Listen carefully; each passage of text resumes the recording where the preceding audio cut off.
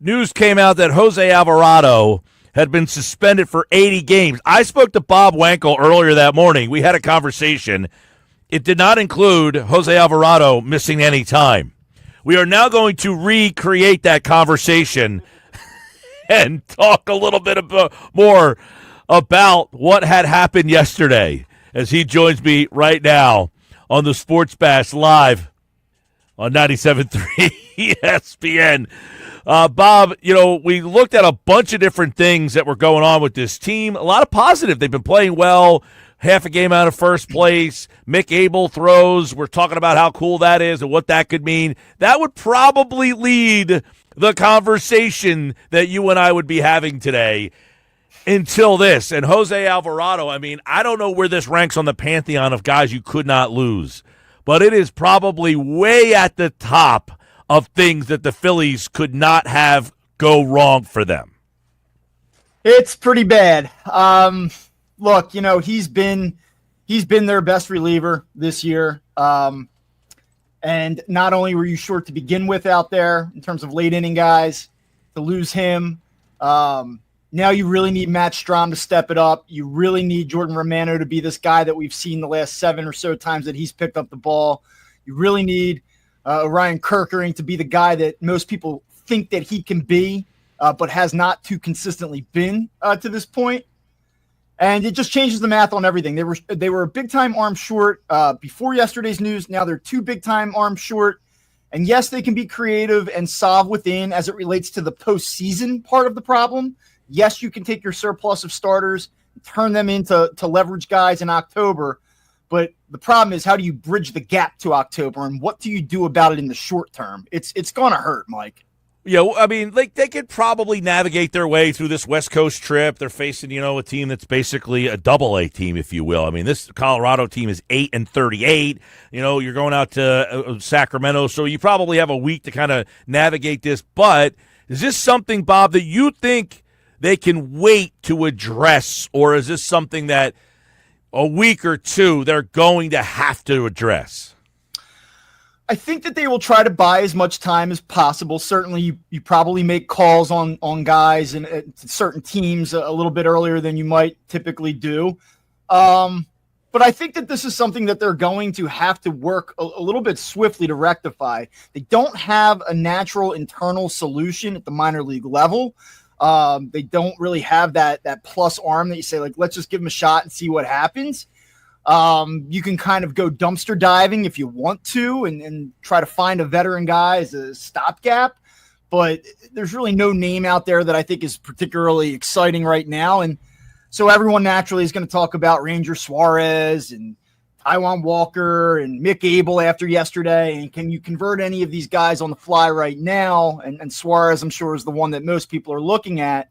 But I think that they're going to look at this schedule in the short term and say, we're okay. Let's try to stack some wins this week against 2 brutal teams and buy ourselves some time. And let's see if we can at least get to mid-June before we start really having to think about making an external move. Yeah, the A's aren't as bad as they were. They beat you what? I remember 2 out of 3 or something last year, and that team has been around 500. Well, they got a good offense. The Phillies' downfall last season started with the A's at Citizens Bank Park. Everybody kind of thought the Phillies were going to push that team around. They were rolling at the time, and the A's came in there and really sort of punched the Phillies in the face. Now, the A's are hovering around 500 this season, but they've lost 8 of their last 10 games, so they're not playing well in this moment. Sort of the 180 from what we saw from the Cardinals, a team that I don't think is that good, but is playing red-hot baseball right now. Bob, you tweet it or post it, whatever they want to call it. Not only does Alvarado's suspension probably cost them a few games, it probably cost them some minor league talent to further patch up the bullpen that was already in need of reinforcement. So this is a domino effect of, okay, we don't even have an option in our system, which means we might now have to take a player of strength in our system that we didn't envision having to use to fix this problem, and it might now mean I can't fix another issue that I was looking to use said guy to help fix. Yeah. Look, we've been talking about the bullpen being an arm short, and for me, that was a right-hander short. I felt good about the Alvarado-Strahm tandem from the left side, and then Banks working in as a third lefty out of the bullpen, and that's okay as well. But Banks not as a second guy. We know he's probably not going to elevate his game to that level. So now I feel like you're an arm short on the left and you're an arm short on the right. The only thing that you can see here maybe happening is if Jordan Romano continues to ride this stretch and continues to pitch well, and Kerkering figures it out, maybe the right-hander is not such a dire need, a premium right-hander. Maybe you can get by with more of a middle-of-the-road addition that won't cost you that much from a prospect perspective, and then you allocate those prospects more to the left side, a problem that you didn't think you had 28 hours ago. So I just think that, yeah, that's what this does. You don't have a lot of prospects that you can really turn to in terms of making a meaningful deal. And now you're in a situation where you probably have to dip further into that pool. And so Mick Abel throws the ball really well yesterday. So there's two different ways to interpret the Mick Abel start. Hey, we really have something exciting here for the future. Maybe in the short term, we send him back to AAA. We have some rotational depth. And in October, we see the guy coming out in the first inning throwing 99. He generates swings and misses on 8 of his 11 curveballs yesterday, and say, if he's got 2+ pitches like that, maybe he can be a late inning guy for us come playoff time. I mean, that's a heck of a leap of faith to make in a kid that's had 5 good minor league starts here consecutively and 1 great start at the major league level against the worst offense in the sport. But maybe, maybe that performance turns him into a trade chip. But listen, he was brilliant yesterday. I also saw Tyler Phillips dazzle in 1 start last year and then completely poop himself.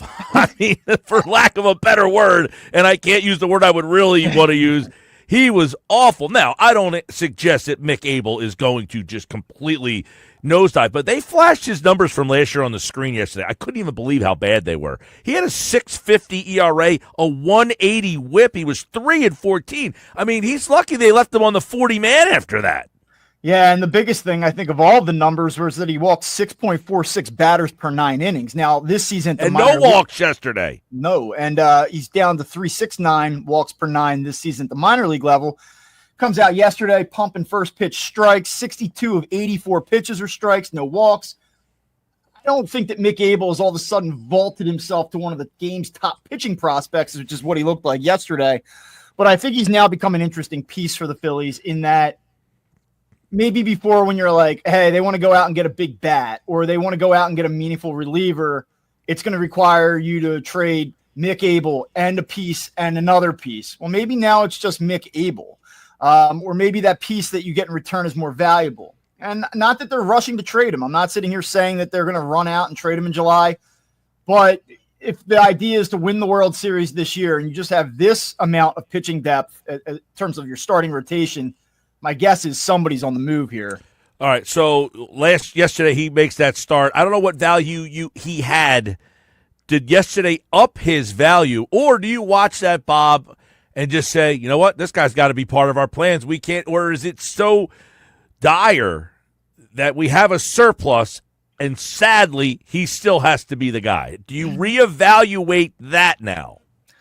Yeah, I mean, look, it's a interesting problem to have. And I don't know what yesterday's start in a vacuum does for his overall upside or how he's perceived by other GMs, but there's been enough progression here this season that I think you have to look at him. He came into the year ranked 8th on Pipeline in terms of Phillies prospects. My guess is that most people evaluating the Phillies minor league system right now would put him back into the top 5 of Phillies prospects. So my question to you would be this. We all talk about Ranger Suarez and how he's this guy that can do both for you. He can be an effective middle of the rotation starter. He can probably take down big time outs in a postseason situation out of the bullpen. Would you rather trade Ranger Suarez in a do or die, go for it type of year, a guy that you don't have control of beyond this season? Or would you rather trade Mick Abel, who is interesting right now? I don't want to get Mick Abel crazy here. You know, I don't think he's Tyler Phillips. I think the stuff is better. I think there's more of a pedigree there with him. I think he's much more of a prospect than a guy like Tyler Phillips was. But let's not get nuts here either after 6 innings. 6 innings, which, by the way, looked better than anything he'd ever thrown in the minor leagues. I would have left him out there for the 7th, but that's just me. Now, hindsight, it worked out. But I know I'm going to Colorado, and it's wonky out there. If I didn't need to pitch a guy last night or yesterday, I probably wouldn't have. Yeah, look, I mean, you have a distinct I don't disagree with you. I mean, I get it, though. You get the 84 pitches. The kid feels good about himself. Maybe just pull the plug and call it a day and quit while you're ahead. Yes, they do play each of the next 7 days, and you go out on the road, and you never know what happens in Colorado. But I just will say this, and we can play it back on Thursday if they split the series, and I'll have egg on my face. But, I mean, this Colorado team flat out stinks. I mean, 8-38. They're 4-27 against teams with a 500 record or better this season. They have a distinct pitching advantage in all of these games. You look at Freeland and Marquez and Sanzatella. These guys absolutely stink. And that's not the word that I want to use, Mike. All right, Bob Wankel, Crossing Broad, of course. You can check out the Fighting Words podcast with Bob and Anthony Sanfilippo. It's a really good listen. Check that out. Not as good as a Mike and Bob chat, though. It's right there. But as you posted on the X platform, you're Ranger Suarez now. What's your next couple months looking like? Yeah, the Ranger Suarez thing is really interesting. And I know that everyone's like, he's done it before. He's left-handed. He has to be the guy. And you're an employee of the Philadelphia Phillies, and you do what they tell you to do. I hear you. I could be very wrong about this, but I will go with what my gut and what my experience and my observations with this organization tell me. You have a guy that has been a very good pitcher here, who is a very good teammate, who is in a contract season, who is employed by Scott Boras, who has thrown in the last 2 games 14 innings, 13 of which have been scoreless. I do not believe that the Phillies are going to pull the plug on Ranger Suarez right now as a starting pitcher and move him to the bullpen. Do they get there in time?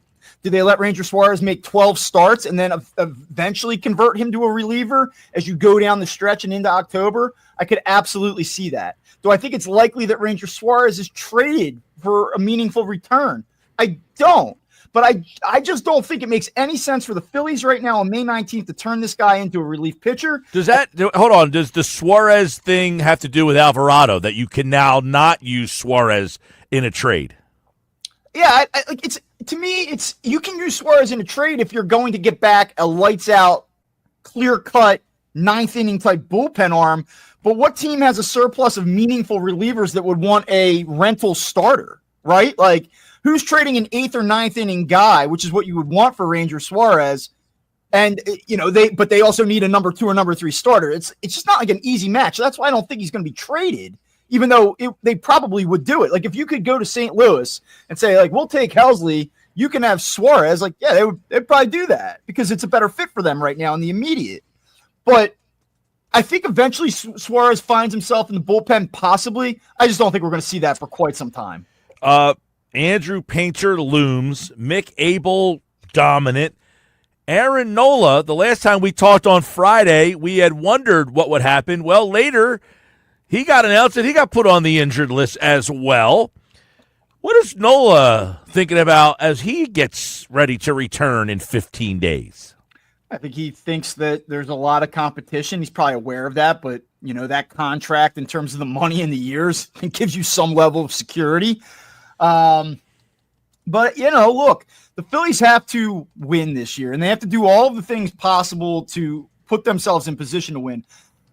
I know nobody wants to hear this. I would argue that getting Aaron Nola right accomplishes that. I think that getting Aaron Nola right gives the Phillies the best chance to win. Does it reach a point in August if he's 2-16 with a 5.80 ERA? Do you just say, like, look, that's no longer the case? Yeah, I mean, I guess so. I don't think it gets there. And, we've been doing this a long time, Mike. Like, I'm not Mr. Aaron Nola #1 fan here. Like, I see the reason. No, I think your perspective is coming from the organization's mindset of, yeah, we can't just throw this guy to the trash heap. He's got 7 years on his deal, and he's been one of the main components of a team that has been a playoff team for 3 years in a row. People always, I think, overlook one key element. It's that these guys are human beings, right? And so if you're in a clubhouse and you like Aaron Nola, these guys like Aaron Nola. They all know that he's a good pitcher. He's been a good pitcher for a decade in this league. You can't just discard a guy because he had, 2 bad months. Right. He had pitched better prior to this injury. I know there's a lot of people out there that think this is a phantom injury. I don't. I think I said it on air here Friday. I thought he was hurt on on Wednesday night. He looked hurt to me. Which was egregious then to leave him out there for 12 hits and 9 runs. I agree. I don't understand. If he tells you, I'm a veteran guy, I know my body, I got you tonight, I can go get it done, you trust the player.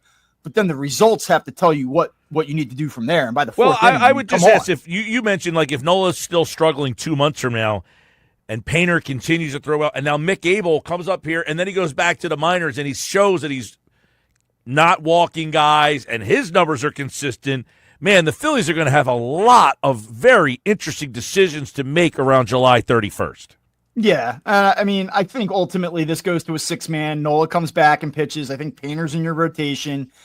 And look, they're going to have to make a decision. I think that Mick Abel is not the guy that bumps like any of these guys. I think Mick Abel either goes down to the minor leagues and has a great year, comes up at the end and transitions into a bullpen role for this team this season, or he's a trade chip. I don't think that like Mick Abel's going to make 15. Unless a bunch of guys get hurt, that changes things.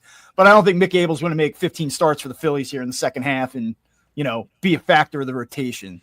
Is Mick? I think we both agree that Painter is not a bullpen option. Is Mick Abel? Maybe in October, but not regular season. Like, you don't take a guy like Mick Abel's an intriguing prospect at this point. You don't take a guy that when you're saying, oh, what's Andrew Painter, and people are saying, oh, he's Justin Verlander. Like, you don't put this much stock in a guy, build him up, and be as careful as you have been with him, and say you are a top of the rotation arm that we're counting on for the next decade plus.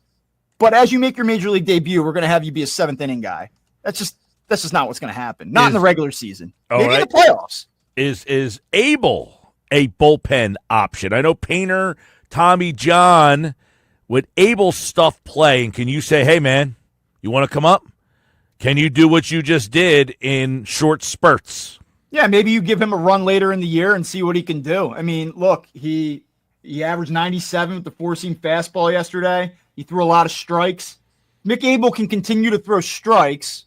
Then I think you probably give him a look because the stuff, that 2-pitch mix even, just fastball, curveball, probably enough to make you an effective reliever for an inning. But can you control it? Because if you're going to be a 4 walks per 9 guy, he'll give up some hits. This guy's not untouchable. You can't be a 4.5, 5 walks per 9 guy. If you're a 3 walks per 9 guy or better, then yeah, I think it might play. Crazy, not much on the lineup, which scored 1 run yesterday. Now Skeens is pretty darn good. He's awesome.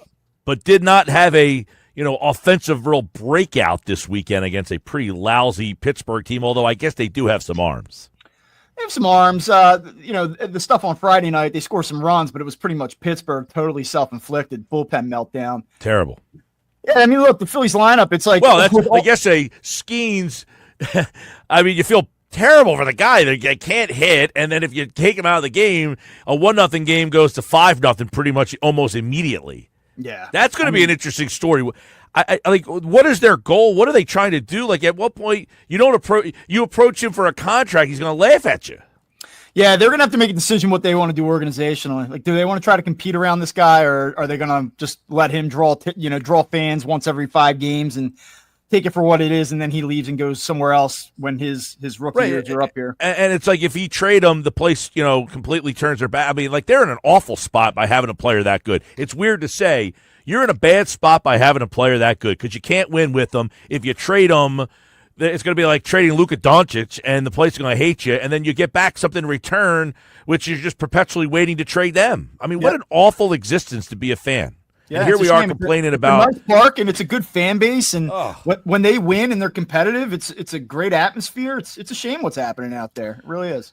Well, the only place maybe worse is Colorado right now. They are 8-38. They got any pieces you would be interested in? No. And